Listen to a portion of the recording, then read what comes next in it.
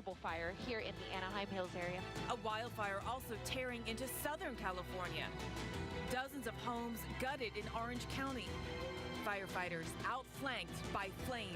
Unfortunately, we can't protect them all, and once they get past a certain point, we got to just try to triage and move on to what we can save. Smoke coloring the sky behind Disneyland orange. Powerful Santa Ana winds driving the fire. It started at the end of the cul-de-sac, and then it started going one by one by one. Bill Piazza glancing at a TV screen, discovering his Anaheim neighborhood is in flames. I said, oh my God, that's Shavit's home, that's the McGuire's home, that's the McBride's home. Things have happened so fast, it's difficult to put an exact number on evacuees. But Jim, one official estimates at least 20,000 Californians are out of their homes this morning. 20,000, think about that. I mean, and a lot of these homes, at least 1,500 structures are gone. So, I mean, this is absolutely incredible when you think about it. I mean, we just dealt with Nate. We just dealt with all this hurricane stuff in the east. And then really, this just kind of came up on us so quick yesterday. You can see all the action here in and around wine country, even up to the north, the pocket fire as well. Very, very hot yesterday with the winds blowing the smoke offshore with the upper level winds there. There's about 8 fires in through here with more than 1,000 acres. These are just the big ones. And total burned acreage now 60,000 acres. Remember, a lot of these aren't in control yet. A lot of these have hardly any control over them at this time. This one broke my heart. When I saw this, I sat here for a minute. I looked at this and I said, how can I talk to the viewers about what I'm looking at here? I said, okay, you know what? Because I've been in it. This is California's 30-foot storm surge. All right, that comes in and takes everything out. Everything out.